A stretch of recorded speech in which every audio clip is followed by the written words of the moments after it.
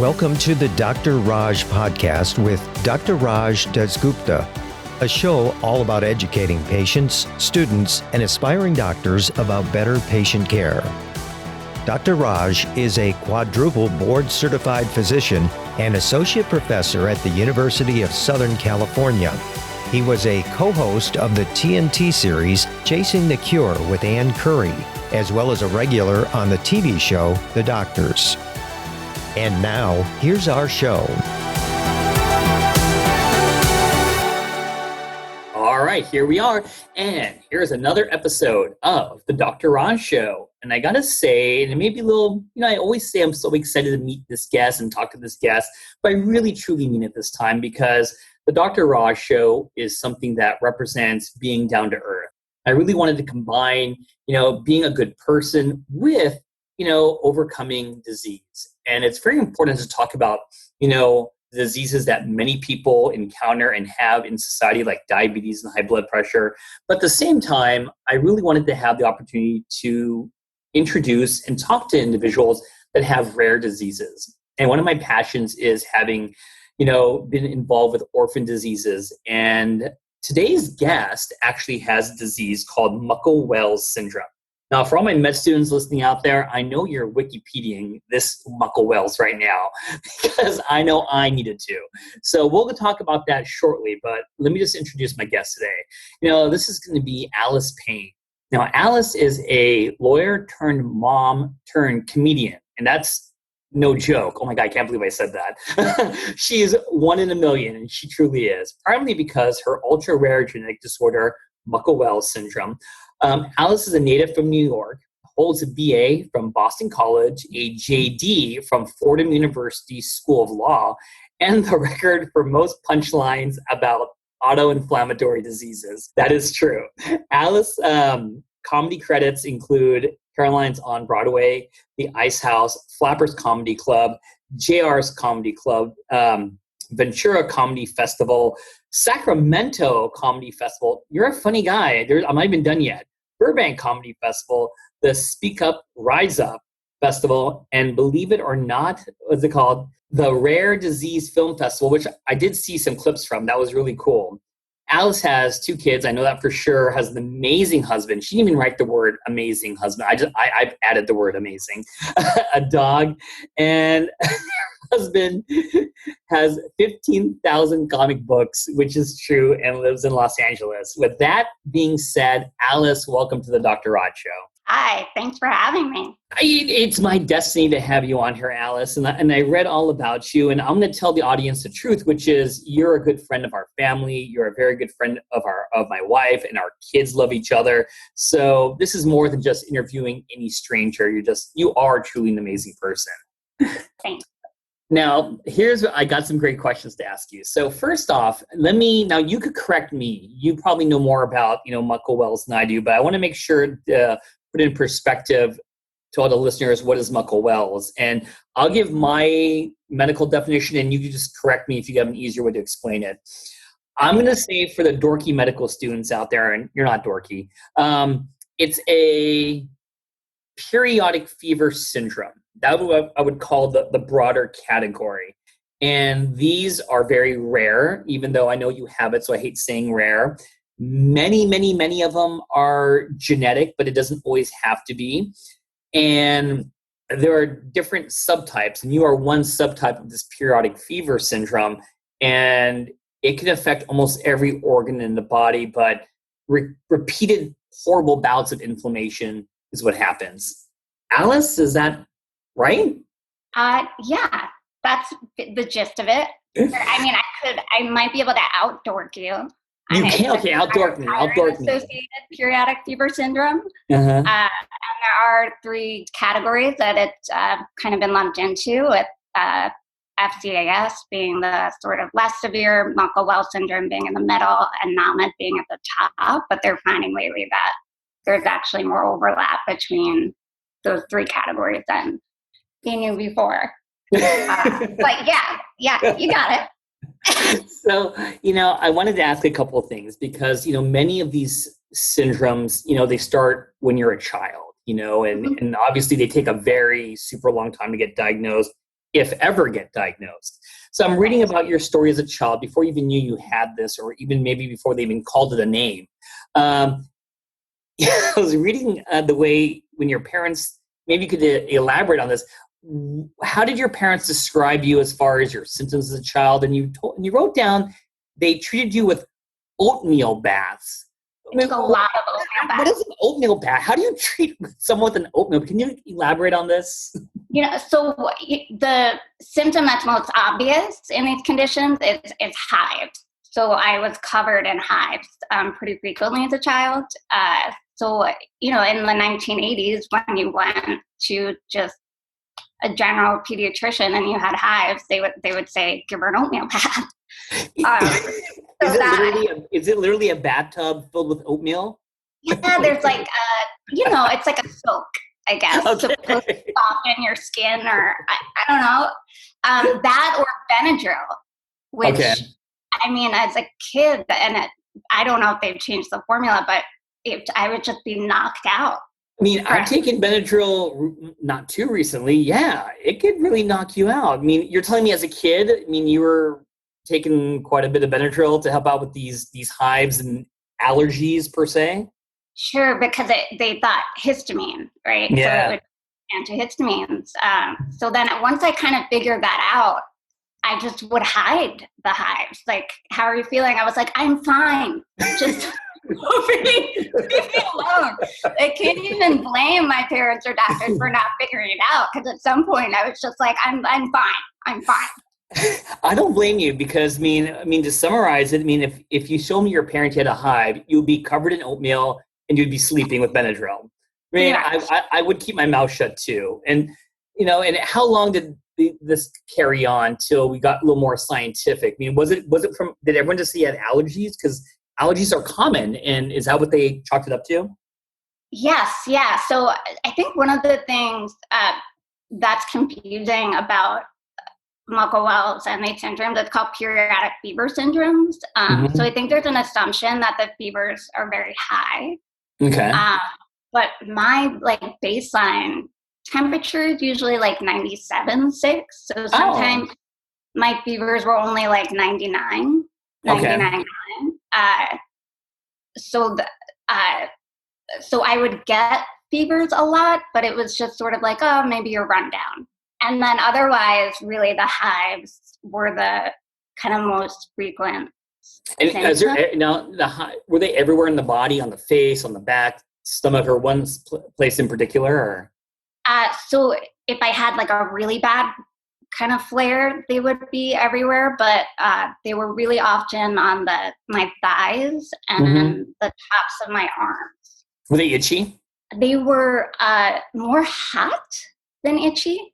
Okay. All right. Yeah. And so, so that was the childhood. And how long did this last? Are we talking, when you said kid, that could be what, 6, 7 years of age? And how long were you till you got diagnosed? What was that time period? So I was not diagnosed until I was 34. Oh, Alice. So so we just chalked it up to hives for 30 years almost? Is that, am I exaggerating, or is that about right? Yeah, infancy, actually. Since I was an infant, they started. Oh my! When did you kind of say, I need to take it up a notch, and I got to put the oatmeal away. There's something bigger going on here, and what about? I know we're focusing on hives now, but I'm just reading this off a textbook. What about when did the arthritis kick in? When did the inflammation on the other organs kick in? When did you think it was something more than just a skin disorder? You know what I mean? Yeah, I would say around puberty, it started, those symptoms became more prevalent. Yeah. But yeah, as a kid, I think it's interesting when you grow up with this kind of illness, you learn to sort of cope and adapt. Yeah. And I was a really good student. Are you making that up? Were you really good? I need to see a GPA or some kind of report card or something like that. I mean, I shouldn't say that to you. That's just a relative statement. But for my family standards, I was a pretty good student. That's good. I can believe that. So you weren't sleeping in class, despite all that Benadryl, you weren't sleeping in class. Or you know what? It's like if I did, or I had a lot of absences and that kind of thing because of it, but I was always able to keep up. Okay. Okay. So, and that's what I did. I just kind of accepted that I have this kind of weird body, and I adapted to it. You know, I went to a few doctors, but I didn't really pursue a diagnosis until I was about 25. Okay. So let me ask you about, you went to high school. Supposedly you're a good student, but then I know you're a lawyer, if people don't know that. From high school to college, where did you go to college, and what was your major in college? English and communication. Now, is that what lawyers do? Because I don't know much about lawyers. I mean, hopefully I don't. But what, are you guys usually communications? Is that what you wanted? Did you know already from high school you wanted to be a lawyer? I didn't know what I wanted to be, and I figured whatever I did, it would be good to speak and write English really well. No, I like that. That's clutch right there. That's and if you, I didn't catch it. And where did you go to college? BC, Boston College. Oh, so I mean, do you have like strong Boston roots? Do you miss being on the East Coast and being in Boston in particular? I miss the East Coast for sure. Yeah. Okay. Mm-hmm. Now, I'm jumping ahead of myself. I know obviously you went to you were in New York for law school. So, I mean, are you more of a New Yorker? Are you more of a Boston person? You know what I mean? Do you side with one? Born and bred New Yorker all the way. Yankees fan. Okay. Yeah. So you weren't happy when the Red Sox won the World Series then? No. No. And so that's great. I think it's great that you went there for college. You were a communications major. So when during college did you realize I want to do law in general? Going into my senior year. And what was it? What was the motivation? How does one go to communication? I want to learn how to speak and write to. No, I want to help people by being a lawyer. Where did that come in? Yeah, so I had always had a strong call to service and volunteered a lot. So advocacy was important to me.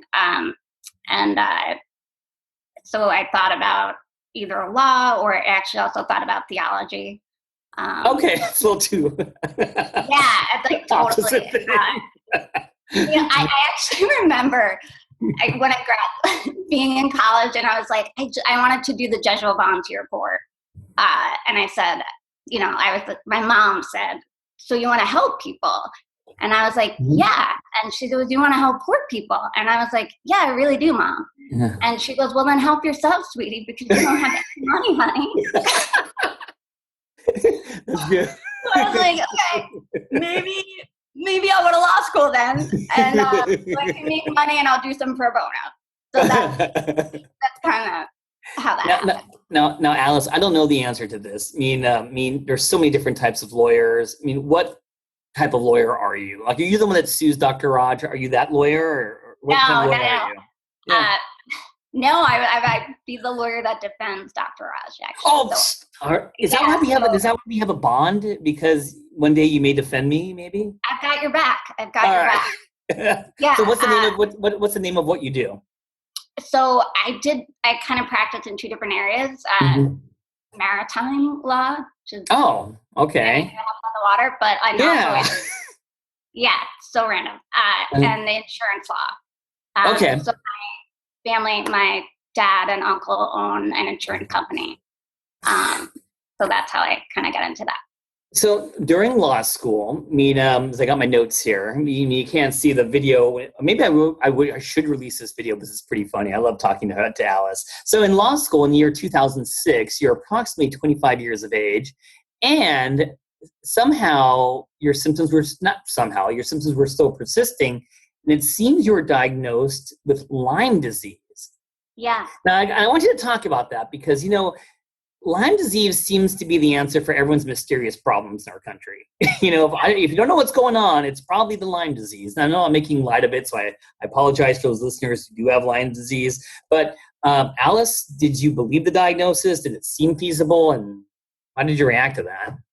I was living in Manhattan at the time. Okay. And I think my response was like, I met a Bambi on the subway once, but she was not here. So where I would have contracted Lyme disease. So yeah, no, on the one hand, I was happy or sort of to have a diagnosis, but it didn't line up with my symptoms either, because the symptoms I was experiencing kind of lined up more with late Lyme disease. But the diagnosis was of early Lyme. Did they do weirdo things, like did they take some of your spinal fluid out, or did they just do a little blood work on you? I mean, and did they give you a boatload of antibiotics? Yeah, so it was just blood work, and I took 2 weeks of antibiotics. And after that, in theory, you should be better. Right. And were you better? No. No. I mean, while I was on the antibiotics, I took good care of myself and probably rested more than I had. And I think just having a diagnosis, I was able to tell my employer, and they kind of gave me a lighter workload. And so I was feeling a little bit better. Okay. And I think that's where it gets confusing. And so at that moment, did you kind of stop pushing for the diagnosis? You're like, well, I got one. Let's just kind of ease up on that. And maybe your symptoms weren't as flaring, so it wasn't as important to get the diagnosis. Am I putting words in your mouth? Or? So the theory was because my symptoms sort of spiked around 25, which was my first year of law practice. I think what happened, the reason for the spike was because when I was in school, I was in control of my own schedule. So if I did have a flare, I could sleep in. I could, whereas not having to kind of every day be in the grind took a bigger toll. So I guess kind of the theory was that I had some sort of idiopathic autoimmune condition that had been triggered by the Lyme. Okay. So then it was, all right, well, we treated the Lymes, and I'll refer you to another doctor to see if we can figure out this other part. So now we're moving forward. I got my Alice timeline over here. You know what I mean? So let's go from 25 to 33 years of age.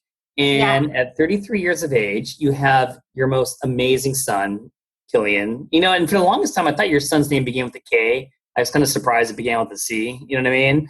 But Killian is just Celtic spelling. Okay. That's what I'm like. When you gave me the name, I'm like, oh, I think Alice spelled her son's name wrong. It should be with a K.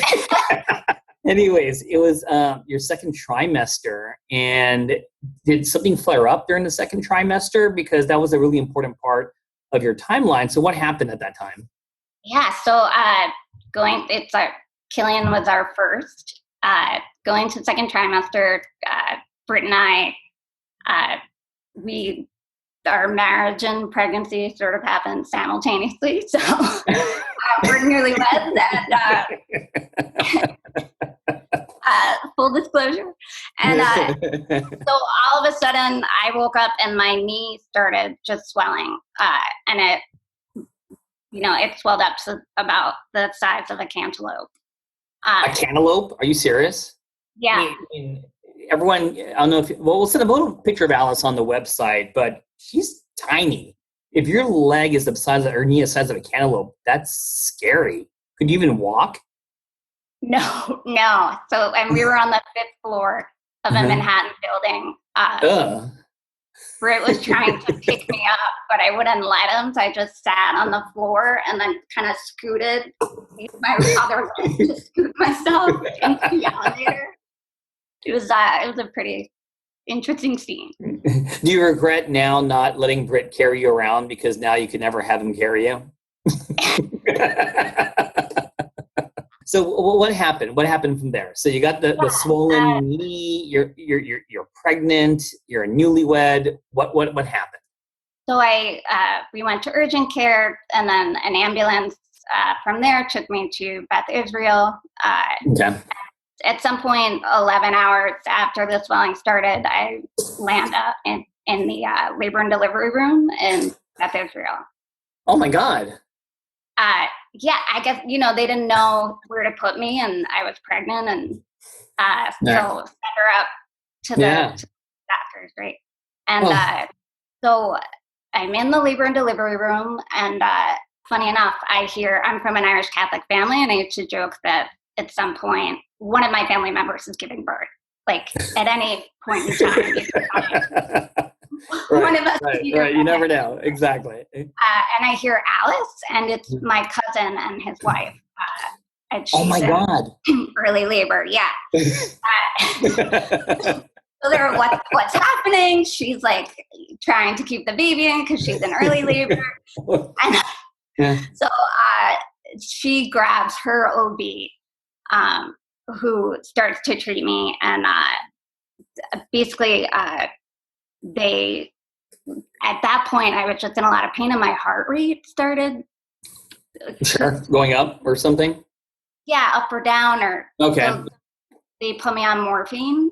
Oh, yeah. Wow. All right. Yeah, so that started kicking in, and then sent in an orthopedic PA to drain the knee. All right. I mean, you have to know why is it swelling? You got to tap that knee. All right. I'm okay with that. Yeah. Yeah. So he said verbatim, I'm going to stick it in, and I might get to the right spot right away, but if I don't, I'm going to wiggle it around, and sometimes I'll get there. Yeah. And it was like, oh my God. I don't know where to go with that. Yeah. My prom date inspired more confidence. No, that was good. It was just like, come on, like, just tell me. You've done this once before. So he missed. He missed. I scream, get it out, which is not something you want to scream on a labor and delivery floor. Good point. Good point, because they're first-time mothers who are looking around like, am I next? What's happening? So then after that didn't go well, they brought in the chief of rheumatology. Oh, that's the trick. You got to scream bloody murder, and you get the best one in there, dude. Yeah, right. I forgot I only known that earlier. And he was this fantastic doctor, Harry Disher, and took a real interest in my case. And he was the doctor who would eventually diagnose me.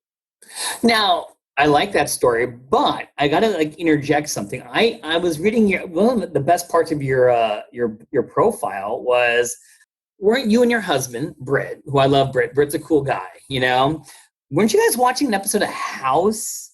And no, come on, let me finish this. No one knew the diagnosis. I didn't know you went straight for diagnosis, and you and Britt said, "Hey, this is me on TV."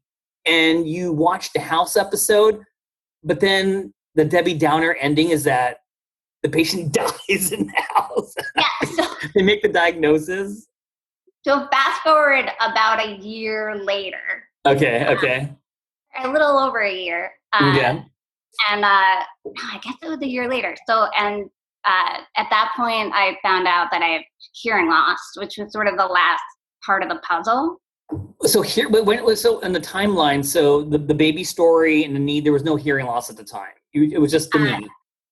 Yeah, so it was just the knee, and then after the hospital, I kept complaining that I felt like I was underwater. Okay, gotcha. Okay. So I think I probably lost a bit of hearing during that. Okay. And, so then after my son was born, about a month later, I was listening to a TED Talk. And it was felt in one earbud, it was normal. And in the other, it sounded like Alvin and the Chipmunks. Oh. I thought it was the earbud, and I switched them and realized it's not the earbud, it's my ear. Wow. So that's how. Okay. So then we found out about the hearing loss, and I went to a bunch of otologists, neuro-otologists, and they ruled out all the kind of usual causes of hearing loss. At that point, Dr. Fisher said, I think it might be this really rare condition called Muckle-Wells syndrome. It was actually featured on the show House. Oh, so it was the rheumatologist that mentioned the House. Like, you guys didn't just saw the episode randomly or anything like that. So we were like, wow, this is it. Like, it sounds like this is it. And we like celebrated. We, like got out the popcorn, sit down to watch House. We're like, and I'm like, symptoms are spot on. The guy's got the swollen knee, like everything. And then he died. No. Like, yeah. Did they say the words Muckle-Wells in the episode? Like, did House say something like, well, it could be the Muckle-Wells syndrome, Yeah, after he died. After he died, oh my God. It was like, this is definitely it. And then like, oh my God. And it was clearly dramatized, and we knew, but it was just kind of it was a funny act. And so, you mean, now that you have this really amazing rheumatologist, and I love the story, being a doctor, it's how it's kind of like the person who tapped the knee, who was a rheumatologist, took a broader picture, he watched the right episode, he had the knowledge, and now at least, like you said, 30 plus years later, from being an oatmeal and Benadryl, you're now being diagnosed with a periodic fever syndrome that's rare, that from that point when they made that diagnosis, was there targeted therapy? Because that's what everyone wants to know. I mean, it's nice to make a diagnosis. Everyone wants a name, but are there treatments for it, and did they put you on it? There are, and it's just now I'm gonna get choked up, but it's okay if you cry, dude. Cry. I mean, it's good. It's good for the podcast listener. It's there are treatments for it, and I'm one of the very, very lucky few. So I was pregnant at the time. So Dr. Fisher worked with my OB, who's amazing, and Dr. Russell, and someone at the NIH to talk about whether I should start treatment while pregnant. The treatment I started is anakinra. And for the medical students listening today, anakinra is an interleukin-1 inhibitor. They use it for many rheum disorders, including gout and a lot of vasculitides. But let me ask you the doctor question, Alice. You know what I mean? Yeah. Is it safe to start that medication during pregnancy? I just don't know. I'm just asking you. In my case, it was. And at the time, there was a study done of, I think, 9 women who had taken it. That was the sort of research that we had to go on. Okay. So that's why we started it, and it was just kind of a risk benefit. Yeah. And so you were in a flare during the pregnancy. I flared at the exact same time as the year before, as I had flared with my son. So we're talking about another pregnancy then.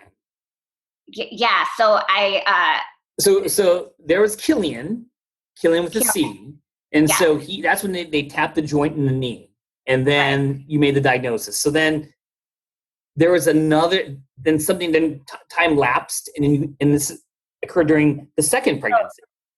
So I at the knee, a month after the knee, I found out about the hearing loss, and then Britt and I thought, this is not the time to get pregnant again. So I started using an IUD, and then the IUD, I guess, had been incorrectly placed, so it just had never started working. So I found out I was 12 weeks pregnant with my daughter, I guess like 5 months after I had Killian. I'm going to watch my language on the podcast, but oh my God. So let me ask you a couple of obvious questions. I mean, number one, IUD, for those who don't know, it's an intrauterine device. I don't know if the people listening have used one or their loved ones have used one. Alice, you place a device, in your cervix, and it sits there.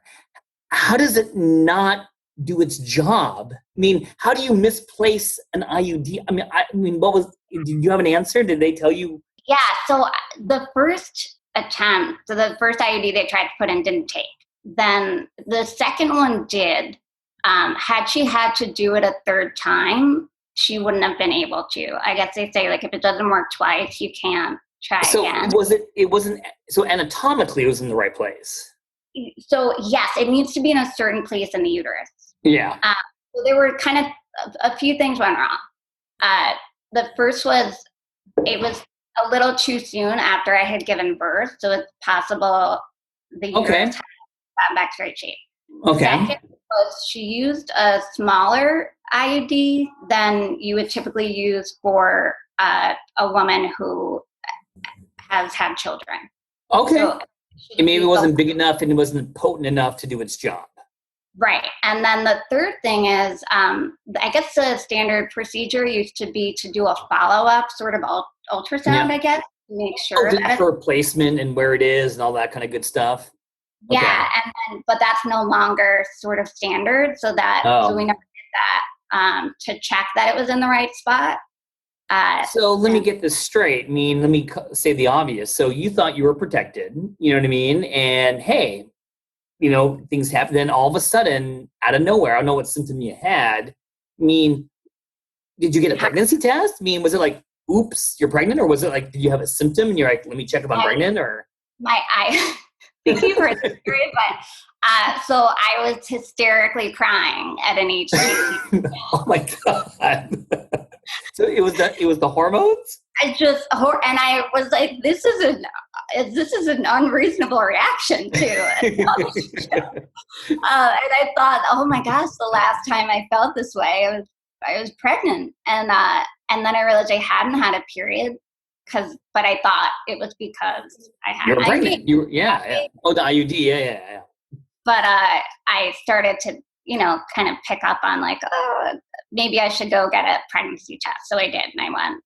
So when it was positive, did you thought that was another comedy show, or you're like, all right, where's the joke? Where's the hidden camera? Or I mean it. Yeah. Was it the only time? Was it when you got the ultrasound? You're like, oh, snap! This is real. Well, so my son, I had found out much earlier. Of course, so first ultrasound was just a circle with a little dot, right? Like the apple. Right. And, with Eleanor, she was 12 weeks, so it was a full oh my God, arms and legs just kind of waving at us, like, "Hey, mom!" Oh my God! I mean, I was already through first trimester. Yeah. So, and I was doing Pilates, like I was, and I was just like, okay, here we go. I mean, so now it's coming in perspective. So you mean, and then at that time with Eleanor, she's amazing, by the way. I just love when Mina and Eleanor. Mina's my daughter, plays with her daughter. So you were flaring at that time, and that's when the decision was to start the interleukin-1 inhibitor medications during your second pregnancy. Yes. Okay. And you were on that medication throughout the pregnancy, or just? I started at the beginning of third trimester. Oh, okay. And so now let's just go till a couple of questions I still wanted to ask. So since you've been on the medication, we're talking to everyone who's listening about attacks. Did you have an attack? I'm trying to kind of get that from you. I mean, what is an attack for you now, speaking up to year 2020? And how long do attacks last in your case? And what triggers them? Yeah. So I switched at some point from anakinra to a drug called Alaris. Okay. Which is I take every 8 weeks as opposed to every day, which is the anakinra. I'll take it every 8 weeks instead of daily. I mean, that sounds like a smart move. Yeah.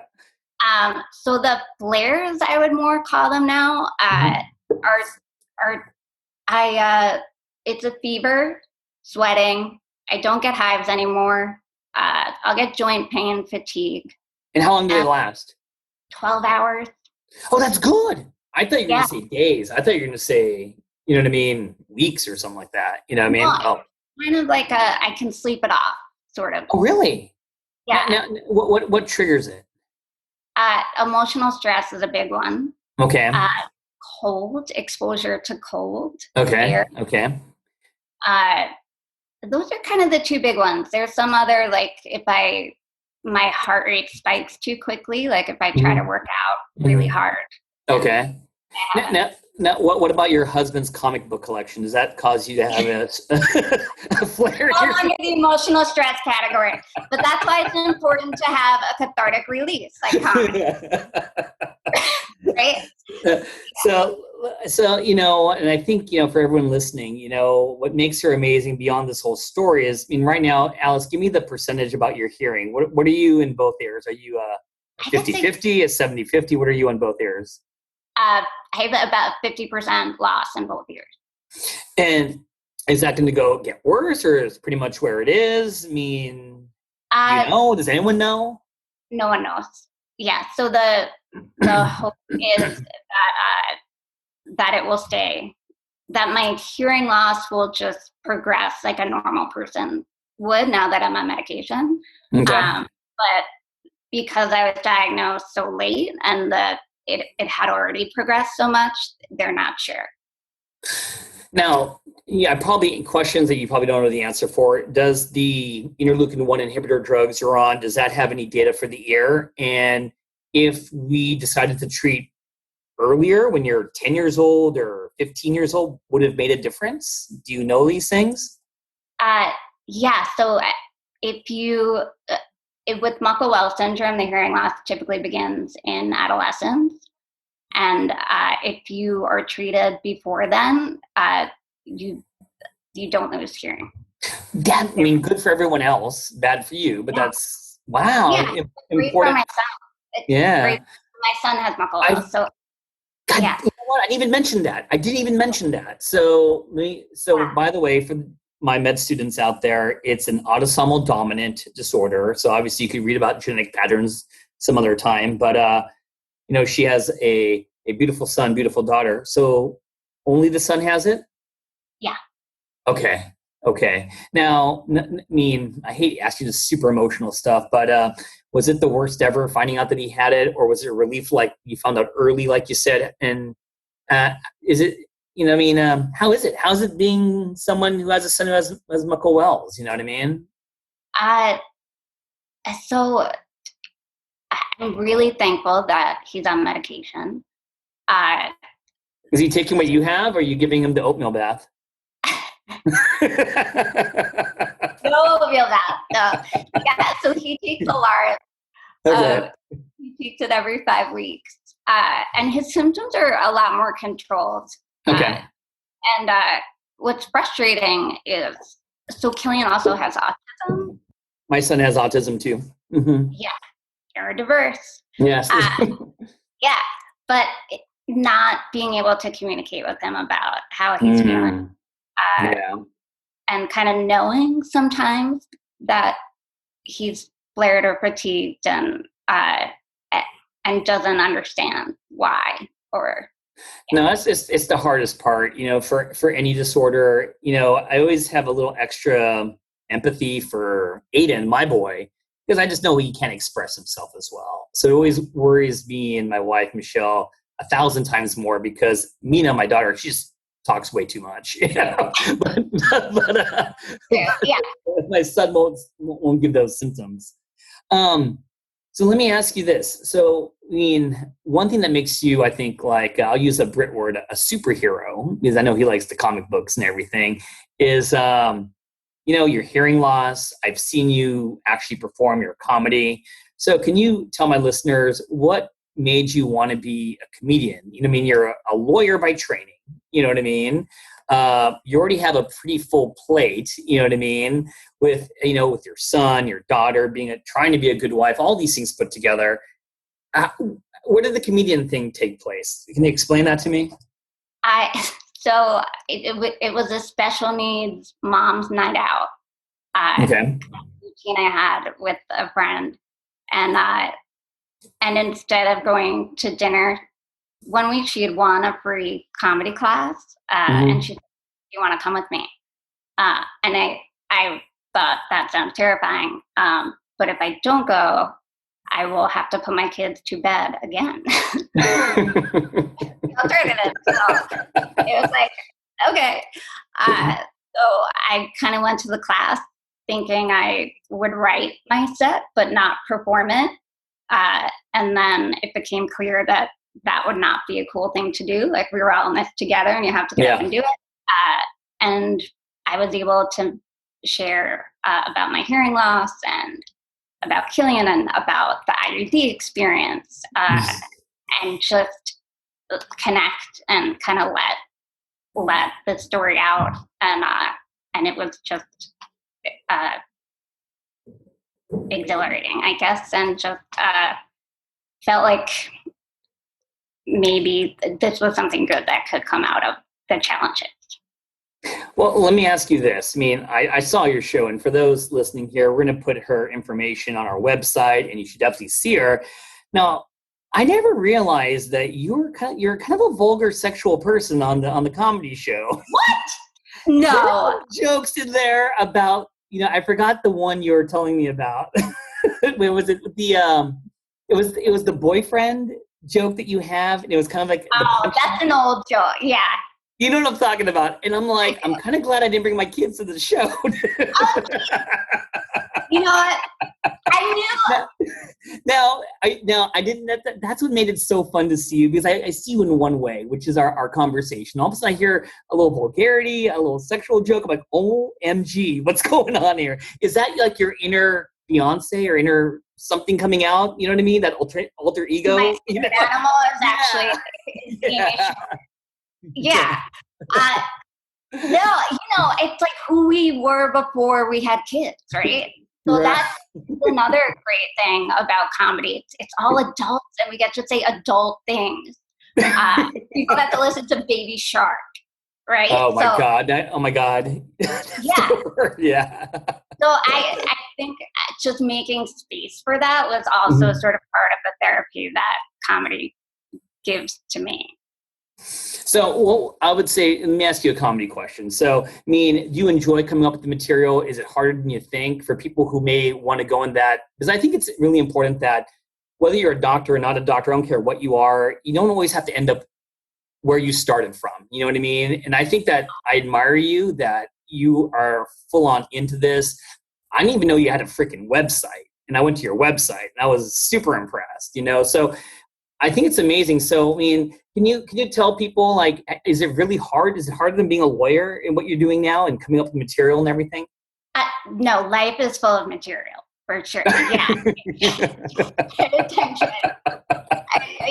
There's material all around you, I promise. So when you're doing something that you love, it's not hard, right? And I love writing. I love structured writing. I like being around comics. I like, connecting with people over laughter. So, in that sense, it's not hard. The hours are better. For sure. Yeah. The pay is all worse. So far. And I don't know. It's not better or worse, but for me, it feels like a better fit.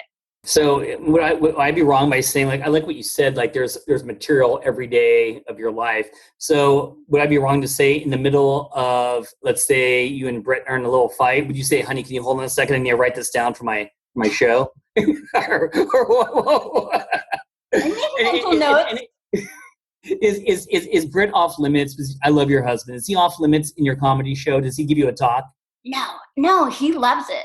He loves it. He loves when I joke about him. I think my first set was like a back and forth comparison of me versus him. Okay. He loves it. No, and I guess one of my last questions would be, when is the age? Would you ever let Eleanor, your beautiful daughter, or Killian ever go to one of the shows? I think about this, and I also think about. I have to watch what I say because they'll be able to hear it eventually. I think probably high school. I think they're gonna be like the coolest kids because of the fact that they're gonna have like the hip mom who's gonna be like the Amy Schumer that's gonna have these wonderful jokes. And you are gonna remember me and Michelle when you're kind of like on Netflix, right? And you're gonna be super popular and famous. You're gonna remember us little people, right? Of course, you're never a little person. Aw. You better be loud. Well, let me just say this because I got to wrap it up. It was funny when I first told you you're going to call on my show. I said it'll be around 30 minutes. I'm looking at the times I'm recording this. I'm like, wow, I kind of love chatting with you. I mean, that it's almost been an hour. You're a pretty hip person, man. I mean, do me a solid if you can. I mean, please, everyone listening today, I'm going to make sure she gives me her website. And I believe, correct me if I'm wrong, it's alicepaynecomedy.com. Is that the one? That's it. And I'm going to put pictures up and everything to research her. Please look into her comedy. You will laugh. Now, I'll use a curse word. You'll laugh your ass off. It is that funny. I'm telling you, she is hilarious. Well, anyways, Alice, thank you so much for coming on today. You are just an amazing mom, person, advocate for, Muckle-Wells syndrome and everything. You're the greatest. Thanks, Raj. Thanks for having me. This was fun. Thanks for listening. This has been a production of Ars Longa Media. Our producers are Madison Linden and Chris Brightigan. Our executive producer is Dr. Patrick Beeman. This podcast is for educational purposes only and not intended for medical advice. Ars Longa, Vita Brevis.